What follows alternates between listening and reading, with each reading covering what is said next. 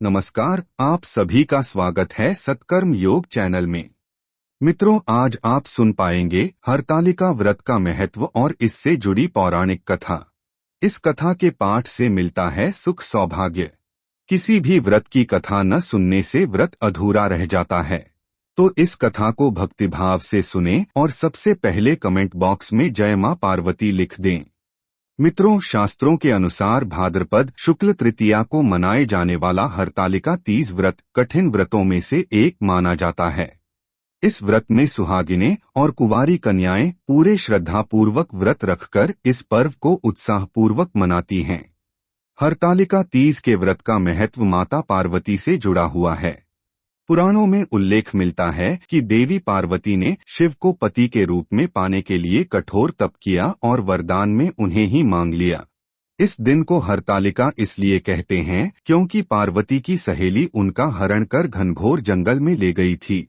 हरत अर्थात हरण करना और आलिका अर्थात सहेली। ये दिन शिव पार्वती के पूजन के साथ ही श्री गणेश के पूजन के लिए भी खास माना जाता है। हरतालिका तीज की ये व्रत कथा अखंड सुहाग का वरदान देने वाली मानी जाती है। इस साल ये व्रत 18 सितंबर दिन सोमवार को किया जाएगा। इस दिन सुहागिनें निर्जला व्रत रखकर पति की लंबी उम्र की कामना करती हैं। ये व्रत निराहार और निर्जला रहकर किया जाता है।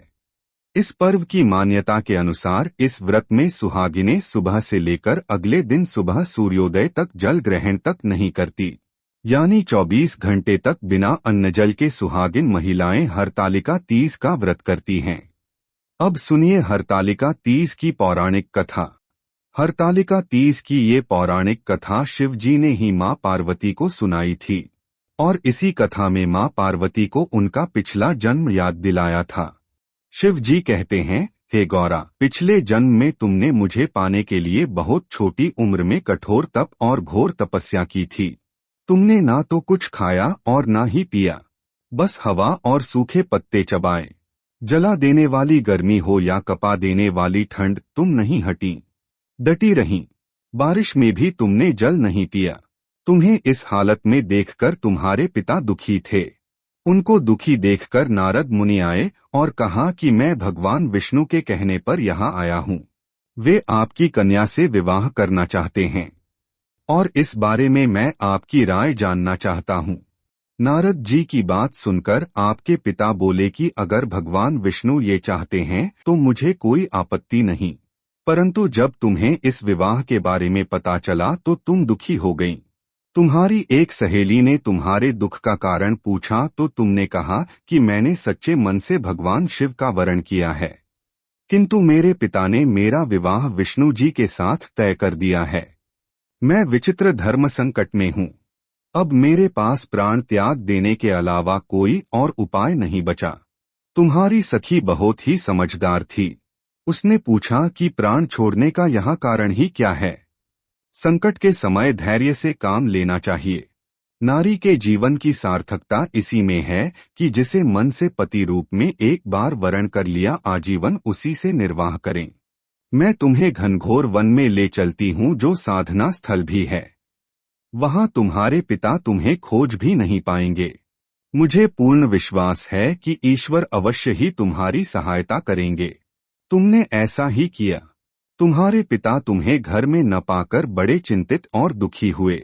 इधर तुम्हारी खोज होती रही, उधर तुम अपनी सहेली के साथ नदी के तट पर एक गुफा में मेरी आराधना में लीन रहने लगीं। तुमने रेत के शिवलिंग का निर्माण किया। तुम्हारी इस कठोर तपस्या के प्रभाव से मेरा आसन हिल उठा और मैं शीघ्र ही तुम्हारे पास पहुंचा और तुमसे वर मांगने को कहा। तब अपनी तपस्या के फलीभूत मुझे अपने समक्ष पाकर तुमने कहा कि मैं सच्चे मन से आपको पति के रूप में वरण कर चुकी हूँ। अगर आप सचमुच मेरी तपस्या से प्रसन्न होकर यहाँ पधारे हैं तो मुझे अपनी अर्धांगिनी के रूप में स्वीकार कर लें। तब तथास्तु कहकर मैं कैलाश पर्वत पर लौट गया। उसी समय गिरिराज अपने बंधु बांधवों के साथ तुम्हें खोजते हुए वहां पहुंचे। तुमने सारा वृतांत बताया और कहा कि मैं घर तभी जाऊंगी जब आप महादेव से मेरा विवाह करेंगे। तुम्हारे पिता मान गए और उन्होंने हमारा विवाह करवाया। इस व्रत का महत्व ये है कि मैं इस व्रत को पूर्ण निष्ठा से करने वाली प्रत्येक स्त्री को मनवांछित फल देता हूँ। इस पूरे प्रकरण में तुम्हारी सखी ने तुम्हारा हरण किया था, इसलिए इस व्रत का नाम हरतालिका व्रत हो गया। इस व्रत से जुड़ी एक मान्यता ये है कि इस व्रत को करने वाली महिलाएं माता पार्वती के समान ही सुखपूर्वक पतिरमण करके शिवलोक को जाती हैं। ओम पार्वत्य नमः पार्वत्य नमः पार्वत्य नमः। कथा यहाँ पर समाप्त होती है। कमेंट बॉक्स में अभी तक जय मां पार्वती नहीं लिखा है तो तुरंत लिख दें। शास्त्रों में हर समस्या का समाधान लिखा है, मैं आप तक लेकर आता रहूंगा। तो मेरी अगली वीडियो भी अवश्य देखें और कुछ नया आप जान पाएंगे। धन्यवाद।